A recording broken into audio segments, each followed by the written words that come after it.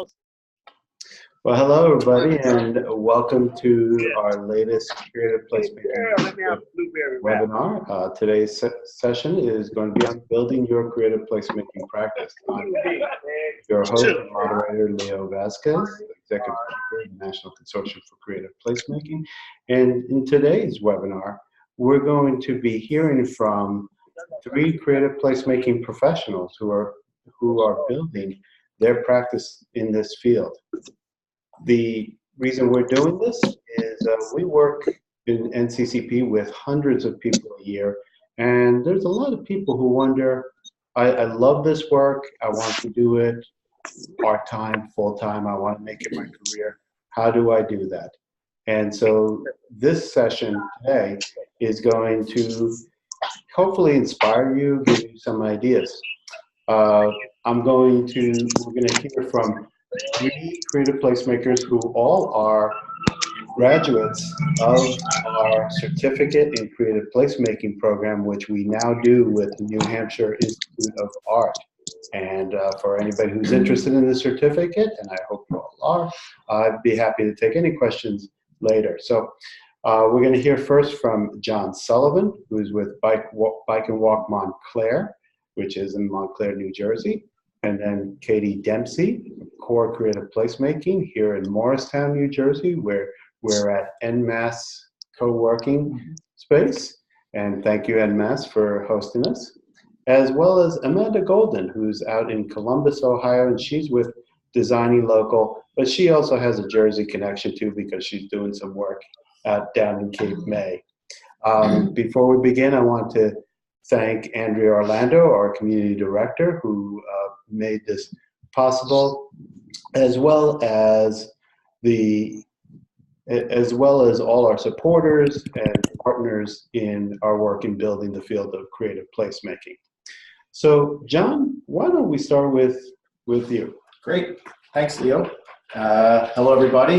Again, I'm John Sullivan from currently acting as Vice President of Bike Walk Montclair, which is a nonprofit bike and pedestrian advocacy group based in Montclair, New Jersey. Been around for about 15 years. My regular job, that's something I do on the side. It's a volunteer organization. I'm a high school science teacher, which I'll talk about, has definitely had an impact on some of my placemaking work, and I trace some of my placemaking interests back and connecting it to education, which we'll get at in a second. So a lot to get through, and I'm going to try to pick out the most important things here, but I want to focus around the idea of placemaking as storytelling as one of my key themes in how I've tried to build my practice in Montclair. So this first slide here just shows an overview of some of the projects that we've done. We have street murals, we have parklets, and we have farmers markets, which I'll go through in more detail in a little bit, but I really want to hone in for a second before I get started around an image that I go to without fail in a lot of presentations that I give. And now this is something that is tattooed kind of on my brain as I do all of my work. And I think it's very important to keep in mind. So if we look at this closely, we see this little tiny explosion there that I kind of see placemakers as these little change catalysts in communities that are trying to disrupt. Disruption is a word that means a lot. Not in a violent way, in a very nice way, but like there is a status quo that's going on that something needs to be changed. So you'll see that most of my work, as the name gives away, Bike and Walk Montclair, a lot of my placemaking advocacy stuff is having to do with the street and the spaces that are adjacent to streets. So streets take up sometimes between 30 and 40% of the public realm in any given town. So it's a huge opportunity and space that a lot of times we don't consider as placemaking opportunities as often, but it is a vital space for the public. So we have the status quo, and a lot of people envision as placemakers and people whenever we're trying to change something. I'm just going to jump right to the new status quo. It's going to be easy, and there's that blue line on the other side, and I can see it, but that's not what happens. So a lot of things you're going to hear from me today is like, what do we do and what happens and how it's okay to delve into this realm of kind of uncertainty, and how long you stay there is kind of uncertain. So too. So I think this is important to keep in mind that not only is this it's expected that when you do this, you are going to disrupt things, and people naturally tend to fall into this phase of uncertainty.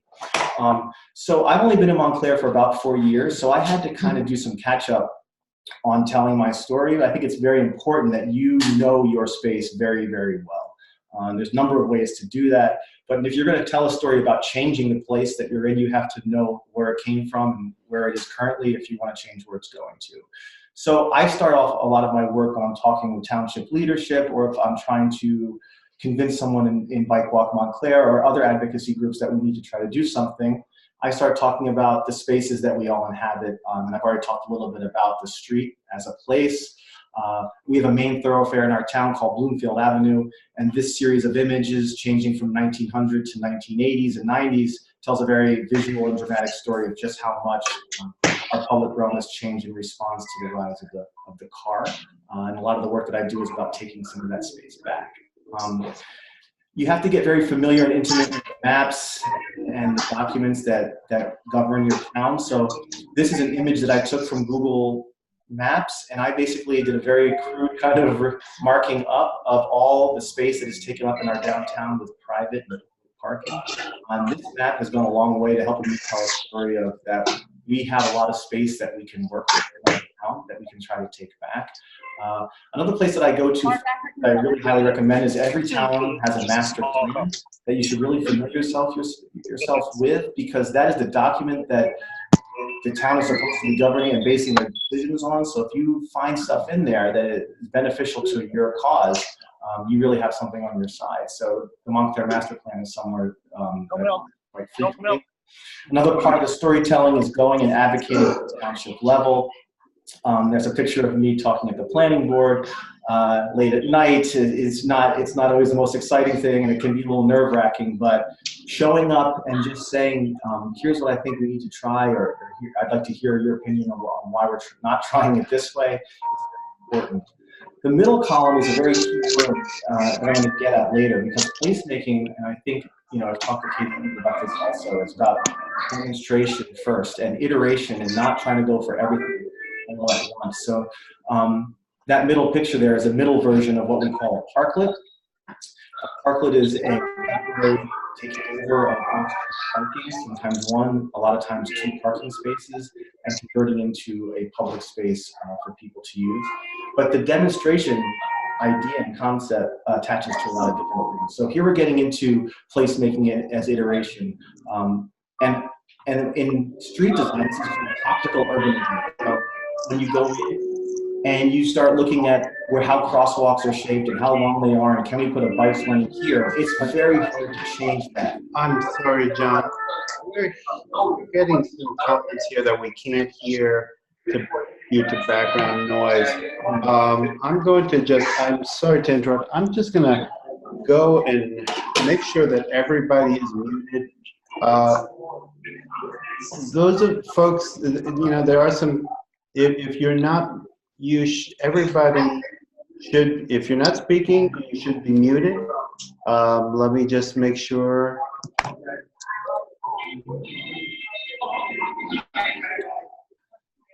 It shouldn't be mute. Okay, mute.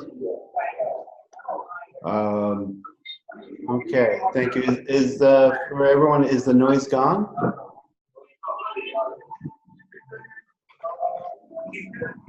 Where is this background noise coming from? Okay. There are two people who are not muted.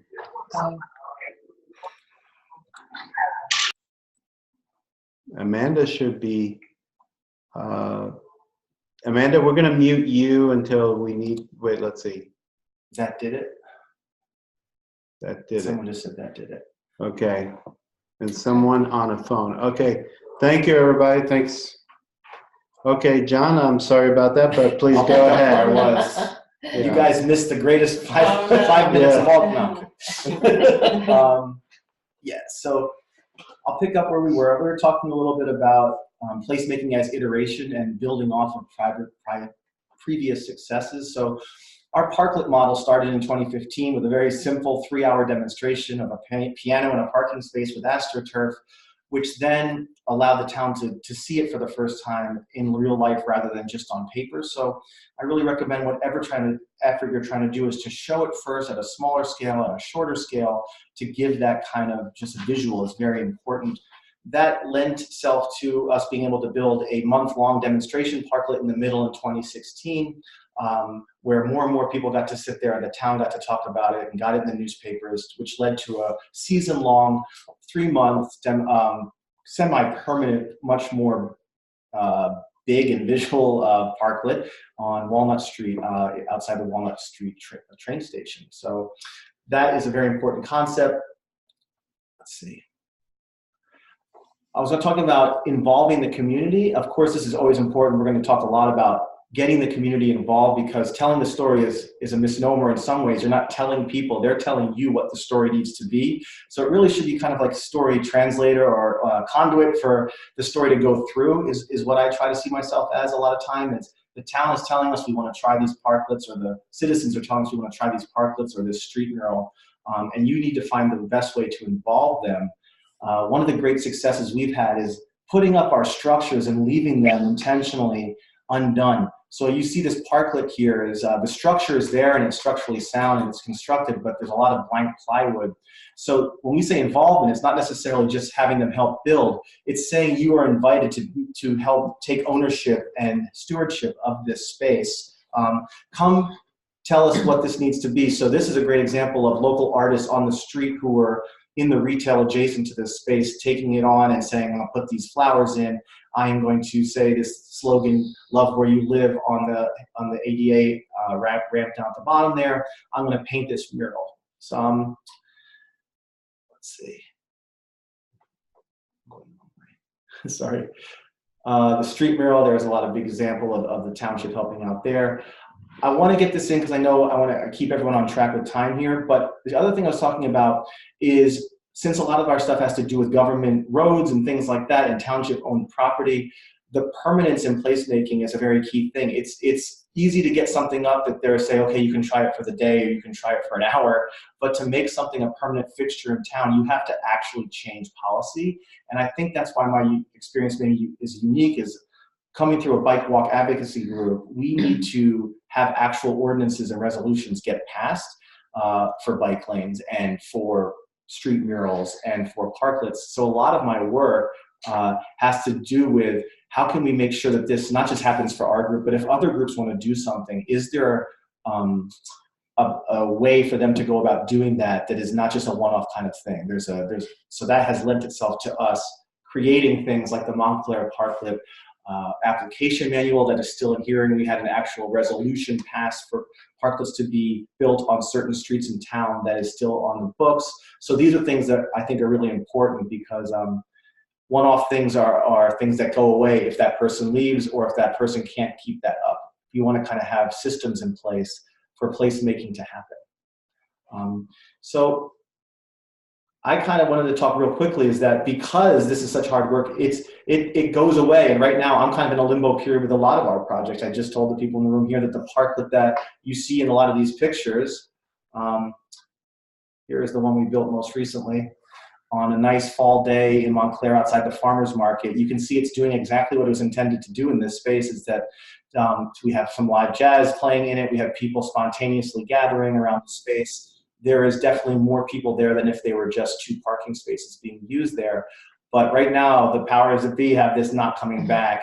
So I am in a fight to try to tell the story more. It's not been told enough. So this idea of the story doesn't really end just because it got up. It doesn't feel like it's a permanent thing. We really need to keep this ongoing and build a coalition of people who are willing to also stand up and kind of to build that. And that's my work right now, is who else can come on board and help who is part of this and sees value in this to do this work with me, because I sometimes feel like it's a very small group. I know we had some difficulties, but I can come back and talk to other things later. Okay, yeah, why don't we do that? Kind of pass it off to make sure we get everyone in. Okay, why don't we scroll down to the next? Okay, well, thank you, John. And next up is, John's done a lot here. Yeah. Whoops. There we go. Yeah. Okay, so next up we're going to hear from Kadie Dempsey, again from Core Creative Placemaking in Morristown, New Jersey. Okay. Okay. Hi, everybody. It's Kadie Dempsey. I'm the owner principal of Core Creative Placemaking out of Morristown, New Jersey. And thank you for joining us today.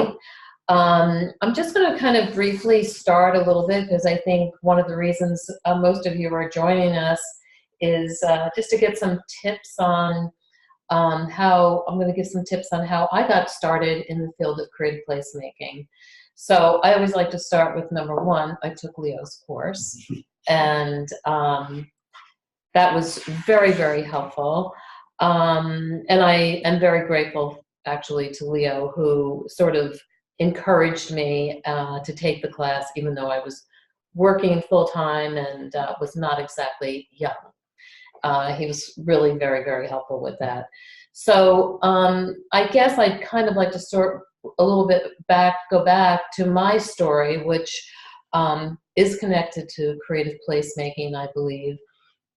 And my story is that before I became even familiar with creative placemaking, I was doing work in the inner city, working with a nonprofit that was primarily assessing issues within, in this case, it was the city of Newark.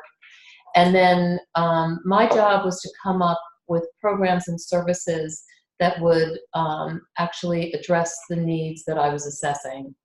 And I was utilizing a core of volunteers to help with that, as well as a structure of a very great organization called Jersey Cares.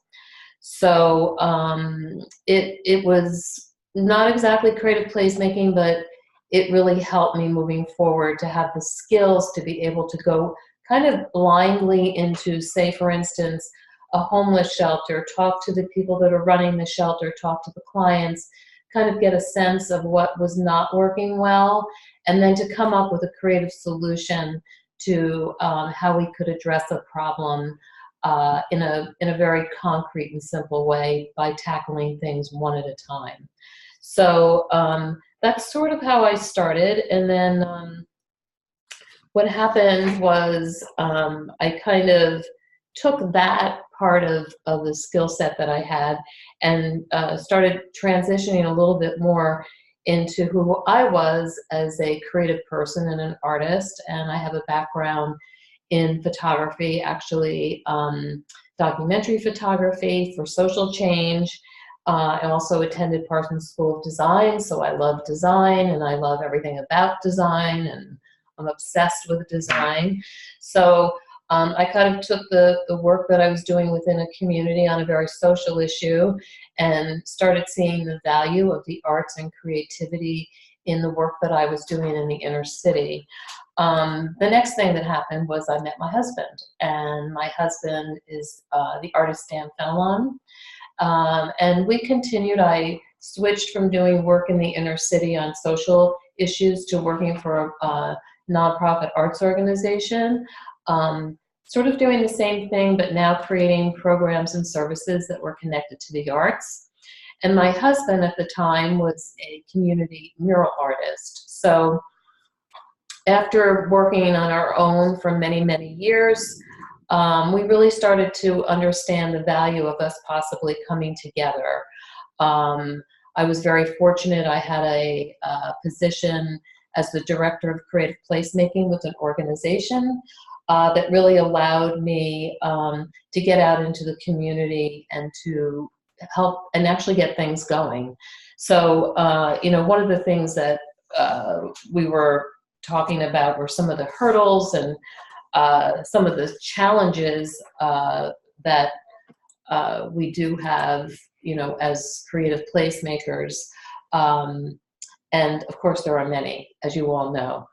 I always like to tell people one of the things that has helped me was to really identify the people in your community that you think can assist you and that will help you along the way. And I always tell people, no matter where you are, there are always people that are already doing great things. I know sometimes we like to think of ourselves as the only people that are doing great things, but I have found that wherever I go, there's always somebody that's, whether it be in the schools, whether it be at the local hospital, whether it be a business owner, a restaurant, there's somebody there that's doing, somebody who does streetscaping and plants all the flowers in the boxes on the streets. So I always suggest to people that you really do your homework and connect with the people that are already doing great things, and take the time to meet those people. Don't just send an email.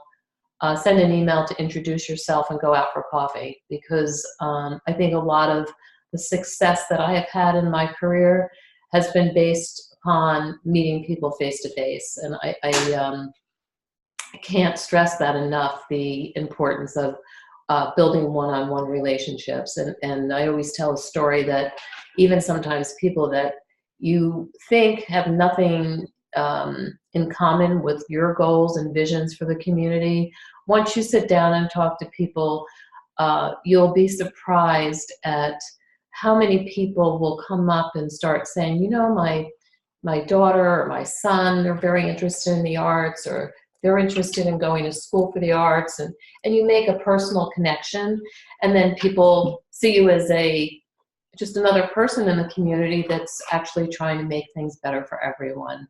So, you know, we've been fortunate to build a practice. Believe me, it took time and effort to sort of streamline our practice as unique. You know, creative placemaking has lots of facets, and as the word is spreading, I think our next guest is a planner.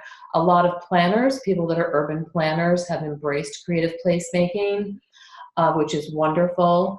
I think for myself, I've been very fortunate to work with urban planners, sort of collaborating, which is also another really great way to get creative placemaking out there in another way.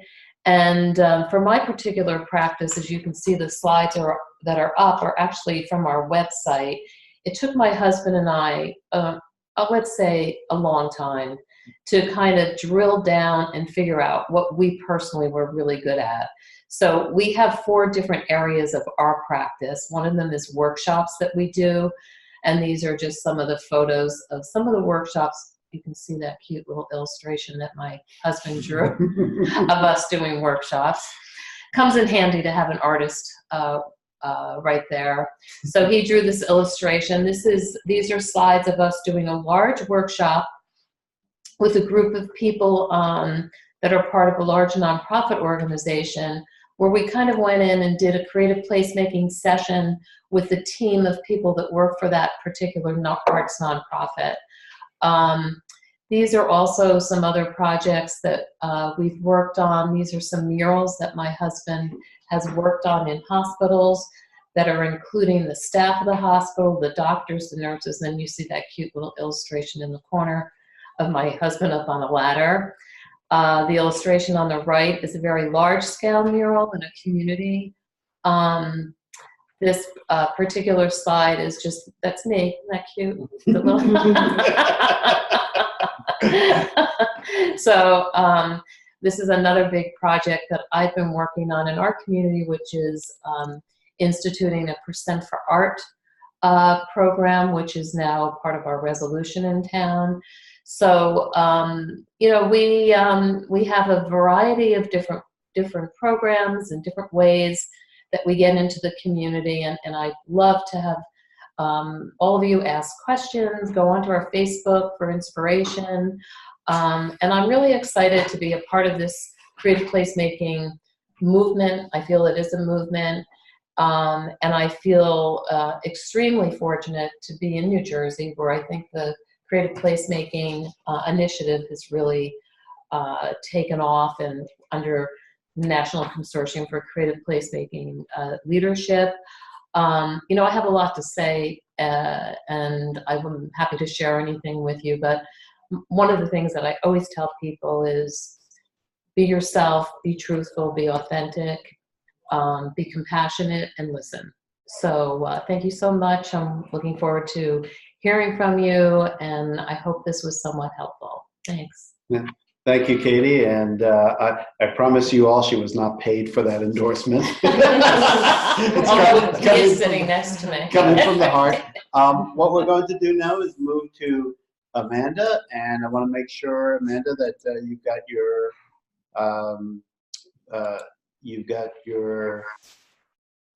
okay, you're up, and then let's see your video. Okay. Amanda, if you can put on your video, and I think your audio is there. Her video is Good. Okay, and we'll stop our video then. So go ahead, Amanda. Okay, great. Thanks, Leo. It's great to hear from the other presenters as well. There's a bunch of different people who participate in the creative placemaking field, and it's really fantastic and fun to hear what others are doing throughout the country. So you guys are going to have to advance my slides, so I'll just say next slide when I'm ready, and we'll go from there. So next slide. So our team, so who is Designing Local? So my team is out of Columbus, Ohio, and today I am in Kansas City, Missouri. Leo, can you go ahead and advance the slide? Great. I am in Kansas City, Missouri, because tomorrow I'm facilitating a public art call for the City of Merriam, Kansas Community Center. We have 6 finalists, and so I get to spend a lot of time traveling around the country doing lots of really fun arts and culture related things. Leo, you can go ahead and advance the slide. At Designing Local, we're calling ourselves a cultural planning firm, which means these are our 3 different kind of things that we do. When I was in the creative placemaking program at Ohio State, I quickly realized that creative placemaking and arts and culture didn't have a major role in planning where I was living, which was Central Ohio. And so I had a friend, Josh Lapp, who was my co-founder, and we approached many of our mentors who said arts and culture don't really have a place at the table in planning. And we asked them, well, can we try to build a practice within your company? Many of them said no. And we said, okay, well, that's uninspiring and we don't want to work for you. So we're going to build our own team and our own firm. And so Josh and I started the company in 2014, excuse me. We just turned 5. And we had another co-founder, Kyle Lizelle, who was a wonderful asset to us in the beginning of our practice, who has since left the company. And as our company has evolved, we started with placemaking and public art, and then we started doing preservation because we realized that historic preservation was a major part of placemaking and attachment to place. And so we do historic tax credits and National Register nominations and historic preservation planning, as well as design guidelines, because we understand that all of these things kind of create the ecosystem of having a creative community that has a strong community, and people are willing to spend money and time, and people feel comfortable in these places. In May of last year, we added a 3rd partner, and he's a landscape architect. And so he brings an entirely different set of skills to our team, where he's able to do landscape architecture and planning for public spaces. And so a lot of these ideas that are generated from our public engagement processes, he's able to actually bring to life in his renderings. So Leo, you can go ahead and advance. So as I said before, our team spends a lot of time working all over the country. And so these are just our public art and placemaking experience projects. We do not spend a lot of time working in Columbus, primarily because that work has not really been a part of the city's kind of planning processes that they're doing. We are constantly pursuing work outside of Columbus, hence why I am in Kansas today. But currently we're working in Chamblee, which is just outside of Atlanta. We're working in Fort Wayne, Indiana, doing a public art master plan for them. We're doing a cultural plan for the city of Akron. And then we are wrapping up the Cape May County creative placemaking plan. And then we are also working on some public art projects, both in Columbus and in Kansas. But it's really fantastic to be able to work all over the country, because we're able to quickly see how different cultures desire different things and different outcomes. You can go ahead and advance, Leo. When we sell our team, it's important that we sell what's different about our team than other teams. We spend a lot of time going after municipal projects rather than private development projects when it comes to placemaking.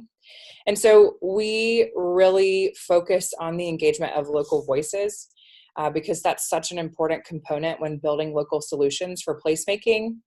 And we use the kind of statement that we are looking through the national best practices as our lens to look through. So all of those desires by the public, many different facets of the public, are evaluated and looked at through national best practices. And then part of our other kind of shtick that we always say is that it's really important for us to come back to the public at the end of the process to make sure that we heard them correctly. A lot of times, consultants and people who are doing work in these communities really ask a lot of the public and ask a lot of stakeholders, but never come back to say, hey, this is what we heard. Is it correct? Did we hit this nail on the head or did we not? And if we didn't, our team is very responsive to making those changes that are necessary to get to the point where those local experts are really feeling comfortable with their recommendations for implementation that we're recommending. You can go ahead and advance. At my team, or at my company, it's really important for me to be sitting here. I'm very thankful to be sitting here, but I'm a team of 4. And without mentioning them, I don't think that it would do our team justice. My co-founder, Josh, who's there on the right, we have a lot of fun together. We have Lauren, who is a historic preservation expert and who is becoming more of a cultural planning expert. And then we have Matt, who is the landscape architect. And our team works really well together, and we've intentionally built a very well-rounded team to present to potential clients so that they feel comfortable when spending public dollars on our consulting practice. Go ahead. So when people ask us what the difference is between our different documents as we go to different communities, we always share that the similarities are always there, right? So the national best practices are always going to be considered when working in communities. And the information flow is there because we believe that the information and the way that we present it is the easiest for the public to pick up and is easiest for staff to implement. Because again, our clients are usually a government entity that we're creating the final deliverable for. But there are some big differences. Our team spends a lot of time getting to know that community to understand what's special about them. So every community that we work in receives what we call an essence framework, which helps artists and anyone who's developing projects and programs for that community understand what those important aspects are of their culture in that place.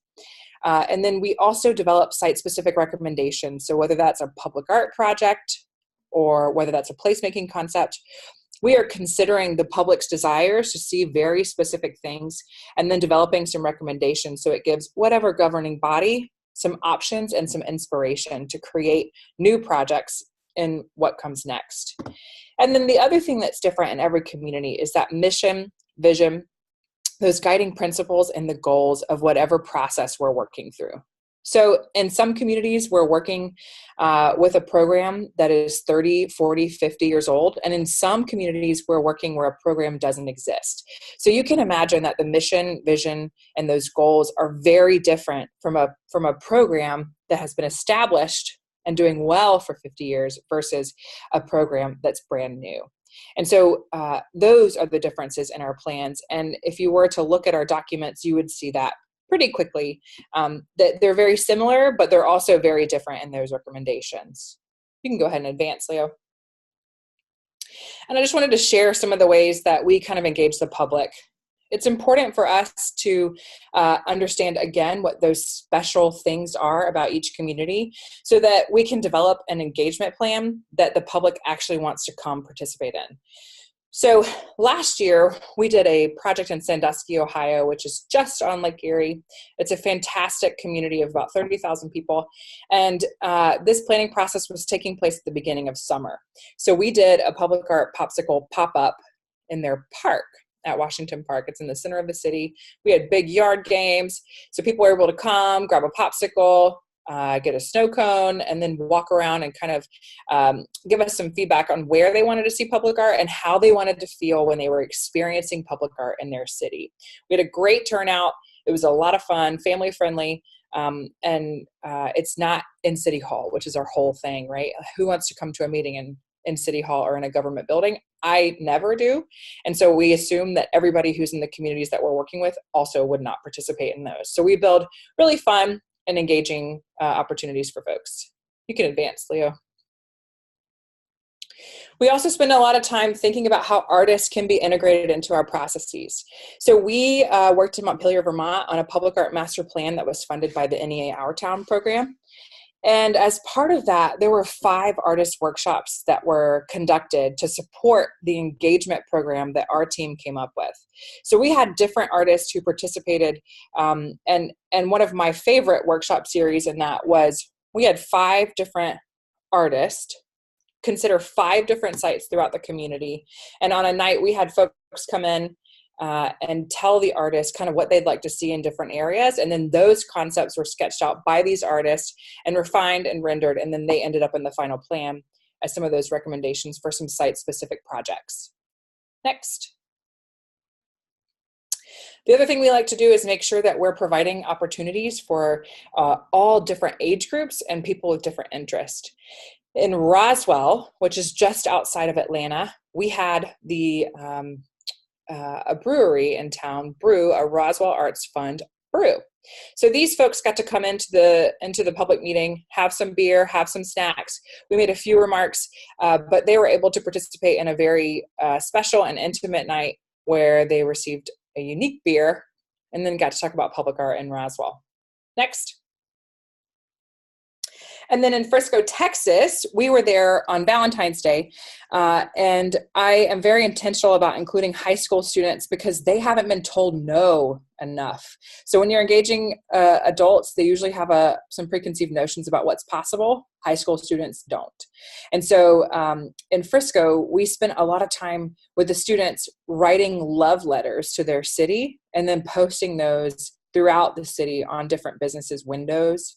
And those love notes really provided us with an understanding of what the cultural values were of Frisco and how their public art and any placemaking projects in the future could really incorporate some of those things that they love about their city. Next. And then I would be remiss if I did not mention the importance of online engagement. Our team spends a lot of time considering if people can't participate in person or they don't want to or they're uncomfortable. And so for every project, we either build a web page on an existing site or we build a new project website. In Emeryville, California, which is a 1 square mile community, we spent a lot of time trying to understand what people wanted on key corridors. There were 4 different vehicular corridors and 4 bicycle corridors. And so we did a video of each of those corridors that were filmed. People could stop where they wanted to see something and then contribute their idea. And all of those ideas culminated into strategies for public art along those corridors.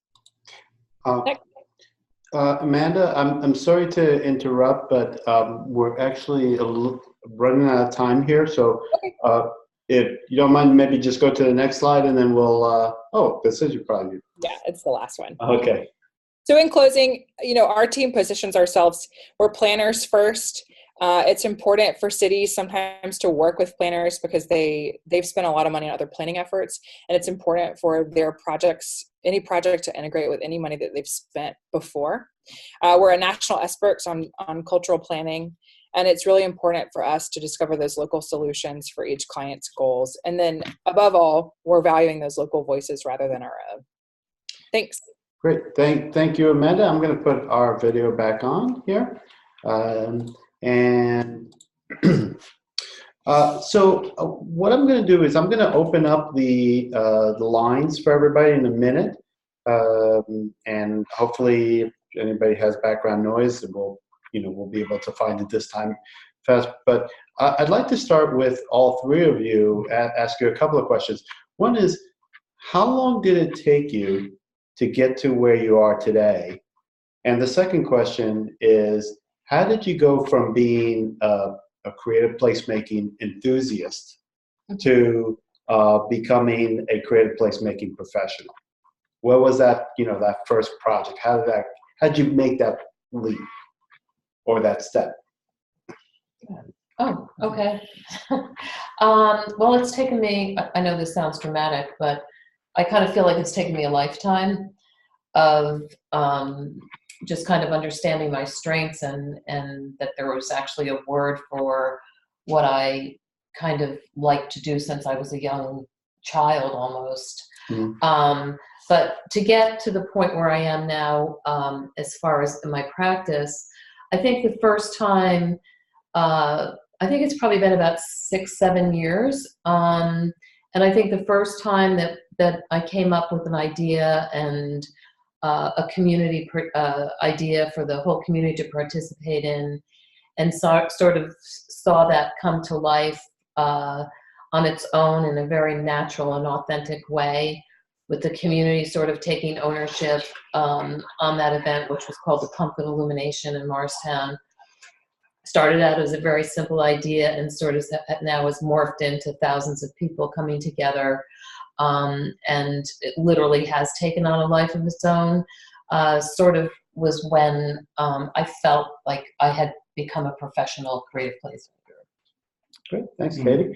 John, and then Amanda. Sure. I don't think I still consider myself I mean, I do in some ways, but I think if technical terms of professional is how much I don't have my own company. I work for a volunteer organization, so I feel like it's good that all three of us are here. Yeah. We're at varying stages of, I'm only a year and a half out of the program. So I feel like I'm in this beginning stage of just getting my name out there as someone who does work. First of all, explaining what role placemaking has in bike and walk advocacy is its own unique kind of realm. So this idea that that there is a connection to place and we can get people biking and walking more, but then to take it to this other level of what does it mean to have art and public spaces, which is a real true passion of mine, is still definitely in the works. I just remember the first time I think in order for other people to consider yourself a professional, you have to consider yourself professional and make that leap from saying like, I want to take this to another level. So I just simply sat down and made a business card one day, and I kind of made up, I said, I'm a community placemaker, and I put a phone number on it, and I said public space for the people, by the people, and stuck it on a business card and handed it to people. And from that moment, people started saying, oh, you're a placemaker. And I said, yes, I am. And I think sometimes it's something as small as that, just convincing yourself and getting yourself out there in a different way that, I have some experience, and being able to show like these slides, some previous work. So keeping, documenting and archiving all your kind of work in a portfolio that you can take with you and show this, even as small as it is, even if it's the smallest thing, this is something I've done before. I think it's fun. But tell me if I'm wrong, or correct me if I'm wrong. But didn't you get one of your first paying gigs recently? Yeah, after the business card, same. Right. And wasn't it somebody showing up in Montclair? I mean, maybe you could tell the story. So sure, yeah. I mean, it's the idea is that the parklet that I showed in the presentation there was actually the capstone project for my work with Leo. So we had that certificate program. The certificate program, right? And we were all having conversations, and people come to this space and say, I want this. I want to do this somewhere else. And so in order to replicate it, you are now the expert in the room, or wherever, outdoor room. And they ask you to translate that skill somewhere else. So yeah, the town next door, Bloomfield, was the first, I guess, paying gig for me. It was like, we need this. And I'd already linked up with a woodworker from another town. So we kind of teamed up and said, we'll do this. And we were just looking at each other and said, cool. Yeah. Great, thank you.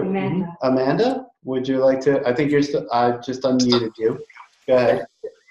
So I would say that it's taken me 5 years to get here. The company's 5 years old, and I hope that I'm in a different place next year than I am now. But, I think that what our team has done is just be really consistent in what we're delivering to our clients, because we believe that we're only as good as our last project. And so our clients are who are recommending us to our future clients, and so on and so forth. And so, we've been able to go from really small contracts to pretty substantial contracts, which is what really helps grow our business.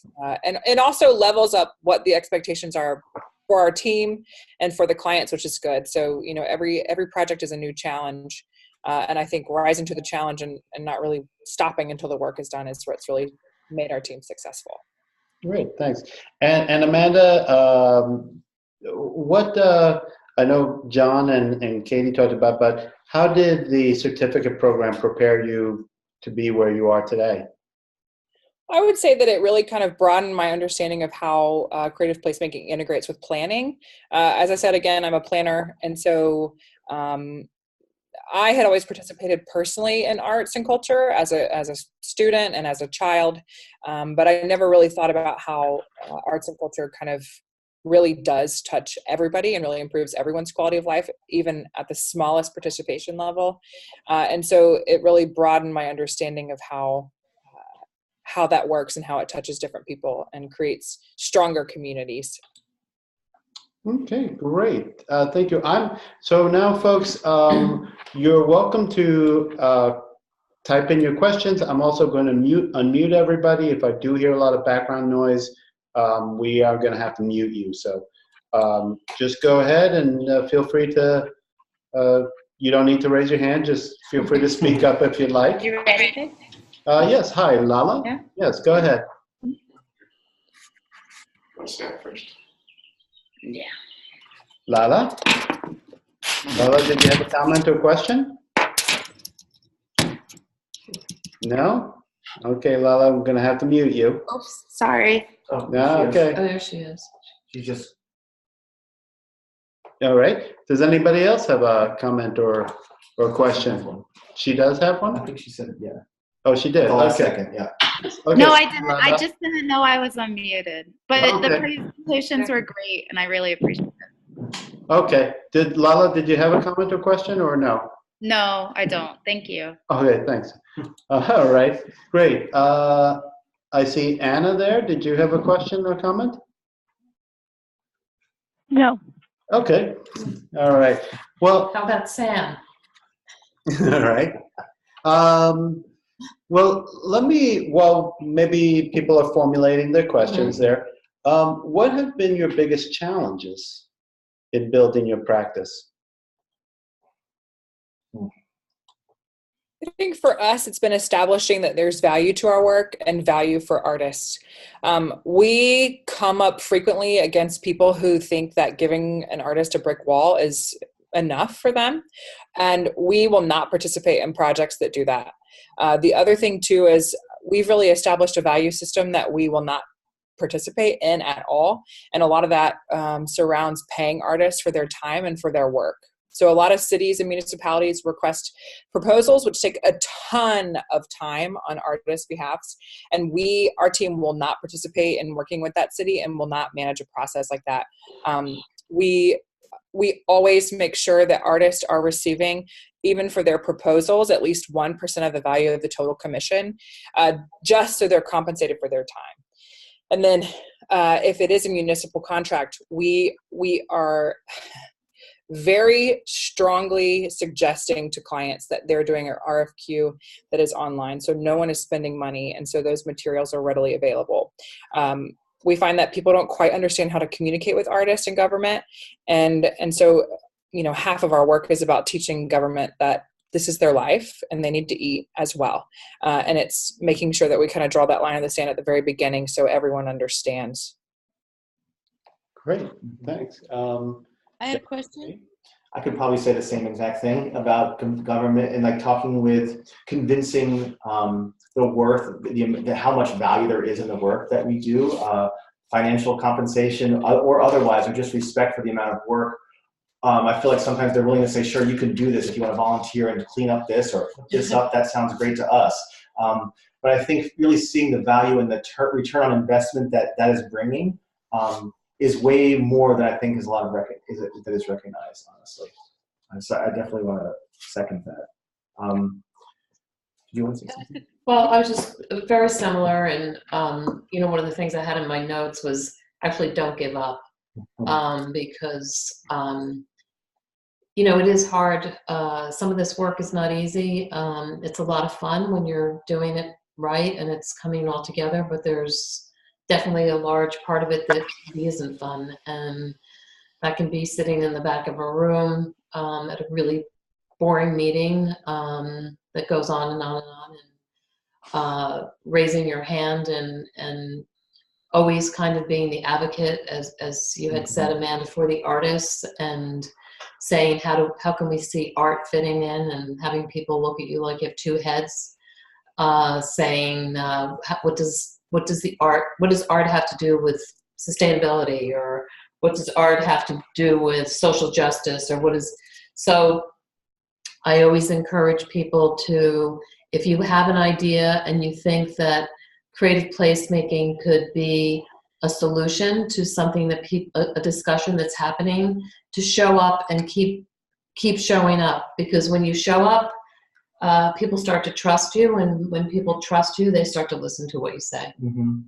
I was going to say, the other thing that makes it so hard is that it is very hard to prove quantitatively the worth that it's doing. That's a lot of times what they're looking for, like showing dollars and cents. And so I think getting data and finding actual qualitative things that say this many more people came here, or this is the worth or the value that it provided to the community, is very hard, because a lot of times I find myself, and even the data I give is anecdotal, people saying, yes, it was cool, it was great. And the town goes, yeah, we agree it was cool, it was great, but what does it do? So I think the more that you can try to really hone in on the numbers and what does this actually provide, more people start listening a lot quicker. Yeah, yeah. And I'm very grateful to organizations like Americans for the Arts and Art Pride for putting together a lot of those statistics that have been very helpful, and they drill down into certain communities where you can really show people the dollar amount that the arts are generating in their communities, and they do listen when they hear those numbers. Can you hear me? Yes. Who's speaking? Yes, ma'am. This is Debbie. I had a question. Yeah, hi, Deb. Go ahead. Go ahead, Debbie. So I was wondering if the presenters could talk a little bit about how these projects get initiated in towns, if it's coming through the government, or are there individual artists that are trying to get projects, like how, before they get to you to hire you to do a project, how is sort of where's the catalyst or the initiation of these projects, so that they then go looking for you, or you're able to pitch a project to them? Oh, Is yes. that clear? Go ahead, Amanda. Go ahead, Amanda. Well, I was just going to say that I think that my client base is a bit different from the other folks on the webinar, primarily because we're responding to RFPs that governments are putting out. Very rarely are we working for artists or with initiatives that artists have created. There is significant pressure usually in those communities to create public art or to create arts and culture master plans, and that is primarily because the governments don't have any policy in place to protect them when things are happening, and they have no mechanisms to say no to things, and so that's usually what starts our work. And but Amanda, is it are you getting the request for proposal because the clients already know you and are sending you them, or are you finding them? I would say about half and half. So there aren't that many people who do what my team does, and so we find ourselves competing against the same firms. So when these plans go out, or these RFPs go out, we usually get an email from those folks with all those 6 firms that are copied on there. And so we're all responding to the same thing. And then sometimes we're just doing cold proposals. Yeah. But I guess my question is, how do you think you're getting known by these, because you're working all over the country, how are they finding out about you? Oh, the internet, I think. Okay. So John, Kadie, did you want to add anything there? I think for me, I do go out and do quite a few presentations and speak and get invited to speak at sometimes really unusual places. I'm very fortunate because I work closely with planners. So sometimes a planner will bring me into a panel discussion with, say, an architect, a planner, a real estate developer, and a real estate attorney. And I usually get good responses when I show sometimes films of some of the work that I've project managed. And people call and want to either collaborate, or I've done presentations and people from a community will come up and say, we want to hire you to help us do public art programs in the downtown. So I find for myself it's important to get out there and to meet new people and put myself in front of new people, because they're usually 9 times out of 10, if I'm presenting to a group of people, there's either there will be a new client eventually, or there's a potential new client. Right. And would you like to share the story about how you got a new client at a recent presentation? Oh, sure. Yeah, I did a presentation for Leo as part of the National Consortium for Creative Placemaking. Showed a film on one of the projects that I had project managed here in Morristown. And afterwards, the mayor of the town came up to me and she said, "You're hired." Mm-hmm. So I said, "Okay, let's look at budget." So we're currently now managing a public art program in her community, which is the first public art project that they've really done. And you know, that's what we love to do. And you know, people are starting to have a dollar amount. Mm-hmm. And of course, now that, you know, this is my full-time job, I'm always looking for new clients and new ways to collaborate with other people. Yeah. And get inspiration from you, Amanda, because I see how much you're doing. But I like the way that you're set up as a collaborative almost, bringing in different services. Well, I'm going to have to step in. This has been just so wonderful, but it is 2 p.m. on the, oh, I'm sorry. Let's see. I've been handed a note here. I feel like a broadcast journalist. Oh my gosh. Breaking news. Breaking news. Okay, so we have one. Did it. So for those of you who want to learn more about the certificate program, please visit us at cpcommunities.org /certificate. And to stay in touch, can John, Amanda, and Kadie, how can folks stay in touch with you? Sure. Go ahead, John. Well, bikewalkmontclair.org. I think our slide there, can you go through that real quick? Sure. I had a slide in there with some contact information. I don't know. Is it okay if we share your slides? It's absolutely fine with me. Okay, great. Yep. There we go. Yeah. Bike Walk Montclair. That's right. Yep. Okay, and I Kadie? think mine is maybe on that front page. That I can't see if it's behind there. But anyway, it's Core Creative Placemaking, and you can find us, I guess it's not on there, on our website, which is corecreativeplacemaking.com or Dempsey at ccplacemaking.com. Okay, and Amanda? And I did not put my contact information on there, but you can find us at designinglocal.com, or you can email me at amanda@designinglocal.com, and you can find us on Instagram at designinglocal. And we'll be happy to share the slides with everybody. So thank you all so much. And I hope you all enjoyed it, and I hope you can join us at a future webinar. And you know what I'm going to do for those of you who stayed on? I'm going to give you a little something. Oh, I'm going to give you 25% off the Pacific Creative Placemaking Leadership Summit. Wow. So we will send that. We'll send you a discount code. That's going to be June 20th to June 22nd in downtown Los Angeles, and we'll hope to see you there. Does that apply to us too? That applies to you all as well. Okay, well, thank you, everybody. Thank you. Thanks for staying with us. Thank you. Bye. Thanks, everybody. Bye, Amanda. Bye. Bye. That was great. Oh, yeah, let me just mute.